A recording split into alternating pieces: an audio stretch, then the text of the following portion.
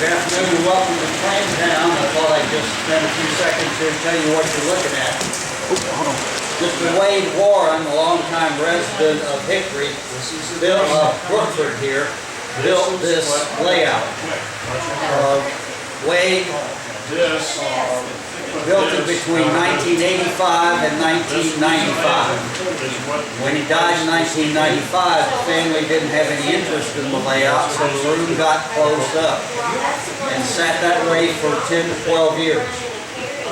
And about 7 years ago, the town asked the family to do something with it. Either take it out, they wanted the room back, or to fix it up and open it up to the public again. And they asked the National Model Railroad Association, local division, whether if we would undertake a restoration project, and we told them we would. And we've been doing that now for the last almost 7 years. When we came in, we took pictures of how the layout looked.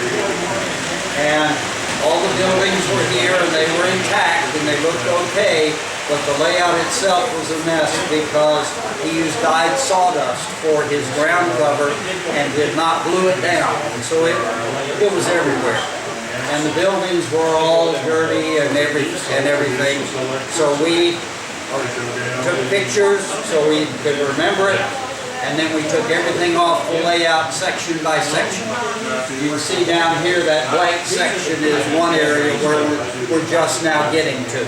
But we've worked all the way around the layout down to that area. And what we've done is removed the buildings, cleaned them up, glued them back together because some of them came apart.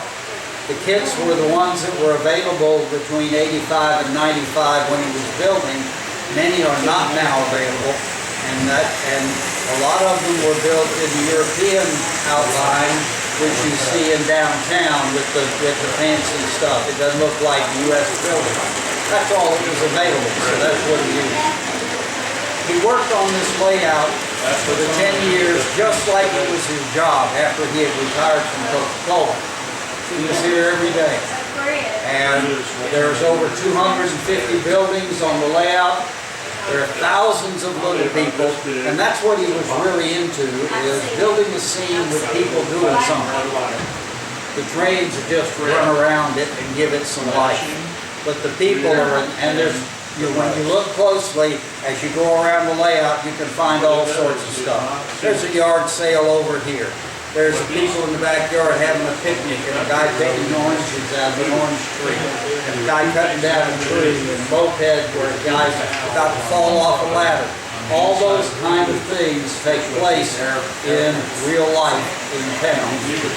There are basically 5 areas. There's the entertainment area, downtown, the residential area, a little bit of countryside, and light industry, and then the heavy industry, which is where we're working now. You can't see much there at this time. The really amazing thing is that most of the time while he was building this layout, he was confined to a wheelchair. He was a diabetic double amputee. So he worked from a wheelchair, and he worked over there at the bench, and he would build his little scenes and then bring them over and scoot underneath the table if he had to, and put the scenes on the bench work. He had some friends that would help him with the heavier duty stuff, but basically that's the way he managed building things. If you've got any questions, please don't hesitate to ask myself or Carl, who was a few minutes ago, has disappeared. Oh, there he is. You're hiding, okay?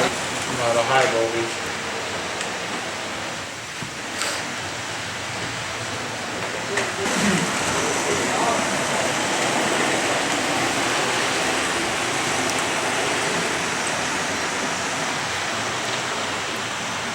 I like the old-time hearse that's over there, right in front of you. Got the tree down next to his house. There's a picnic going on. There's a guy picking apples in the backyard. You got people swimming in pools. Yeah.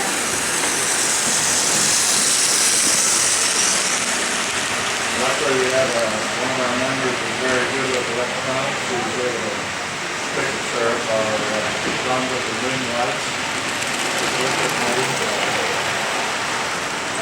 The other fun part about it is if I did turn the lights out, it'll take, that thing will take off right up. Yeah. They won't see a break in the light. And it knows when it gets to the other. Professional friends come in, we'll put pictures up. You know, we can vary the lights. We've got the housing area is divided up into thirds, and random thirds, so I can turn on a third of the houses, and they're all on now. But the idea is we can vary, you know, make it wire The ones that slide it down, specialize glue the tubing in there, and then put this hobby drill hole. there is big and Obviously, down to this is just starting to half-inch stop plywood. frames because But that's how we put the lights on. Again, just gather it all up. This is yeah, just, the store in Marion is a frame store. Called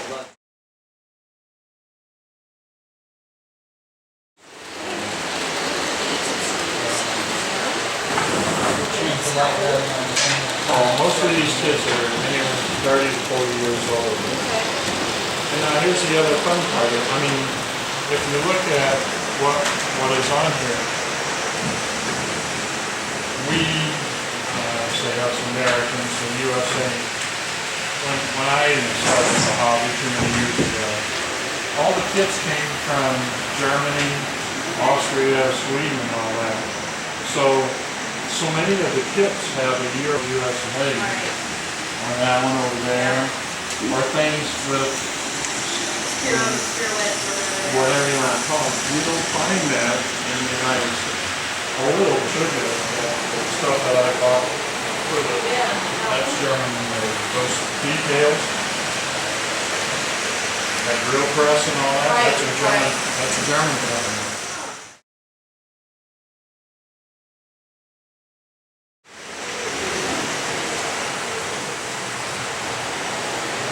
If you wanted to know what the town looks like, here's the lights out in front of Abernathy's garage.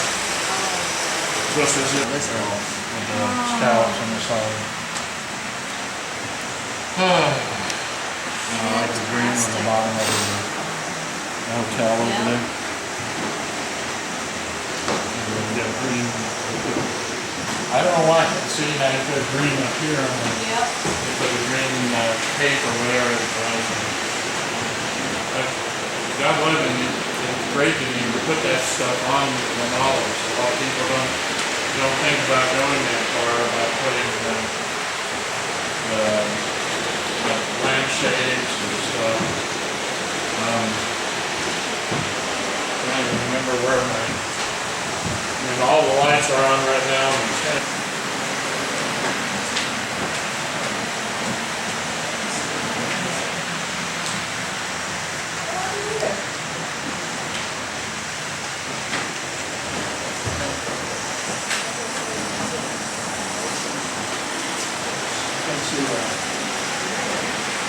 Which looking for the selector switch for the housing. No, I don't know where it is. It's in here, but I see what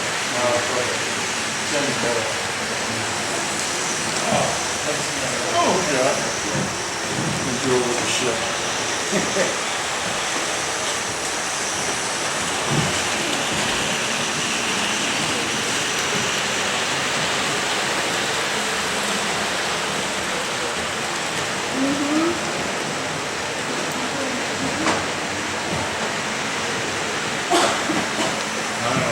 What does the campfire look like? Oh, it looks gorgeous. Fine, we'll put a welding light in there.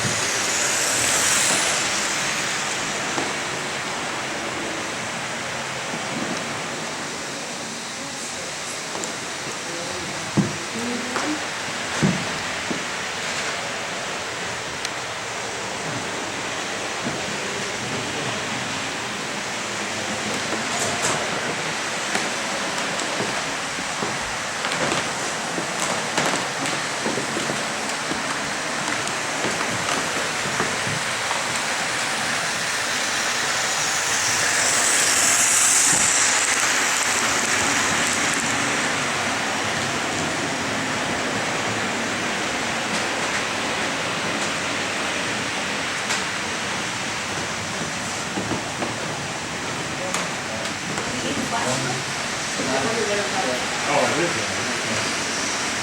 Where the porch was. I did see that, I know. Oh, it was over there, what side? Oh, I see. The market, or the fruit stand. Right? That's a porch light on that one, on that house. Let me stand down. The house doesn't have a light in it, but I put a light on the porch. Oh, this is awesome. I want to take it home. We don't have room to put constant. And the other fun part too is, this is the only area where we actually have the telephone with the light, you know, the old style like you would find telephone poles with the lights on them. Oh, gotcha, That's okay. these four right here. I think I got just enough video to get them.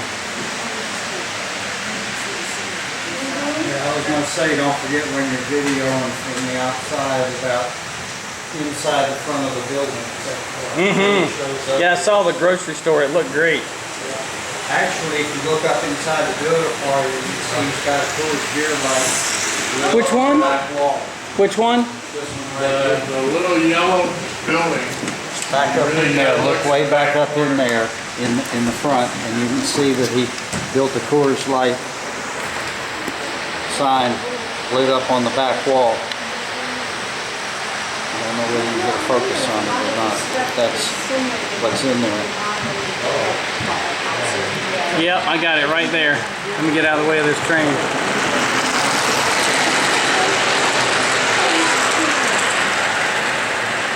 And of course, the guy And there's sitting a in a Coors barber Light, yep. chair. In the barber shop, getting his haircut. Oh, choo-choo. Yep, got them. Cool. Let me show you how you're recording. And so what he did is he put a little divider in there, put the light behind the divider, and put a piece of film between the light and the wall and cut out around where the sign is. How about that? And that was well before all these fancy electronic lighted signs came out. All right, which one's over here? It's this one, it's got the salsa. I do like how that light in the, after that church light in the playhouse. Playhouse, yeah.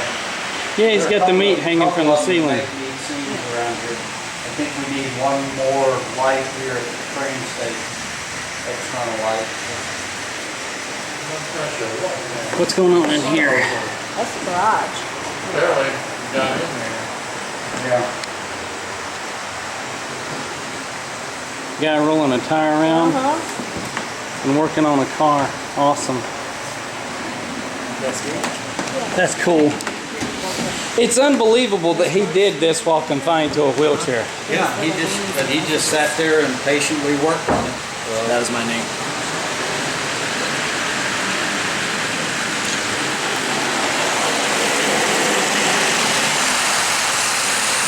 Cool.